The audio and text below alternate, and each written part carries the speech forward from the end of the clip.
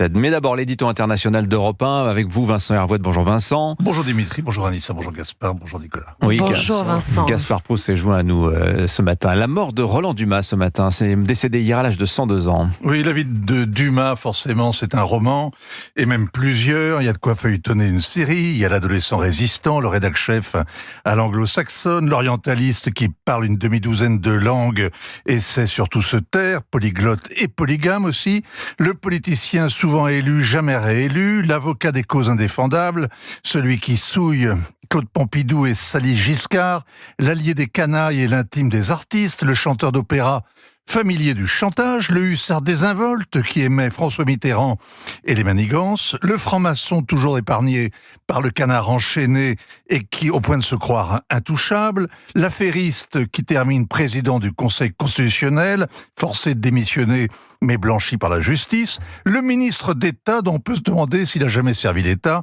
c'est Rastignac, le séducteur prêt à tout, mais plein d'autres personnages de Balzac, ce Dumas-là. Et parmi eux, il y a un ministre des Affaires étrangères. Oui, alors d'abord ministre délégué aux Affaires européennes il y a 40 ans, puis ministre des Relations extérieures et enfin ministre des Affaires étrangères. Et ça en fait un vétéran du Quai d'Orsay sous la Ve République. Seul Maurice Couve de Murville, le ministre de Gaulle, est resté plus longtemps et ces deux-là n'avaient rien à voir, aussi différents que leur maître. Roland Dumas a-t-il été un bon ministre ? D'abord, il adorait le secret d'État. Il mentait même à son cabinet. Il prétendait se rendre à Rome, il filait en Dordogne, on le croyait en Afrique, il était à son bureau.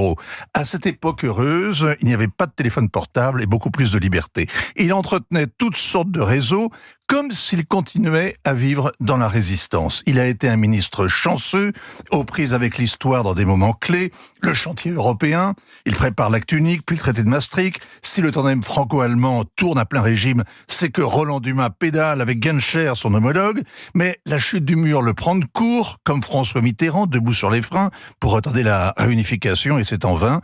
Roland Dumas se démènera pour aménager les traités et se réconcilier avec Berlin. Même aveuglement à l'éclatement de l'ex-Yougoslavie, là encore, Roland Dumas sauve les meubles avec la création du tribunal spécial pour les crimes de guerre. Ça n'a pas empêché les massacres de Vukovar ou de Srebrenica, mais ça a évité qu'ils se multiplient peut-être et que la France soit accusée de faiblesse envers les Serbes. Alors, autre terrain de manœuvre privilégié pour Roland Dumas, le Moyen-Orient. Alors, il détestait Israël, contrairement à François Mitterrand, et il ne cherchait même pas à s'en cacher. Il a toujours défendu Arafat et protégé ses rivaux, comme Georges Habash, venu en douce à Paris. Dumas n'a pas vu que l'histoire s'écrivait dans son dos à Oslo.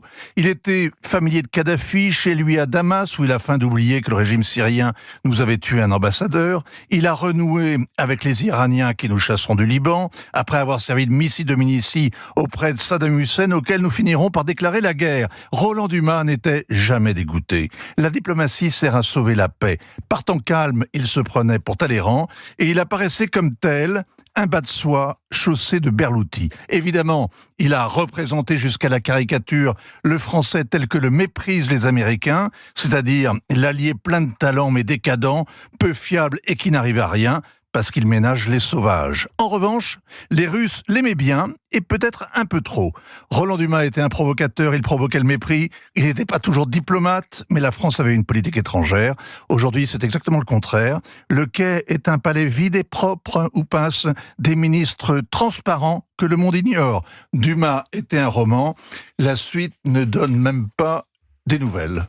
Portrait posthume de Roland Dumas ce matin sur l'antenne d'Europe 1, signé Vincent Hervouet. Merci beaucoup Vincent. Si je peux ajouter d'un mot, il y a sa dernière interview, c'est le récit que fait Catherine Ney de la visite qu'elle lui fit île Saint-Louis. C'est formidable, c'est en libre accès sur le site du JDD. Et ben voilà, un coup de pub est fait, en passage à la grande Catherine que l'on embrasse. Merci Vincent et qu'on retrouvera demain matin, Catherine Ney sur l'antenne d'Europe 1 à 8h30.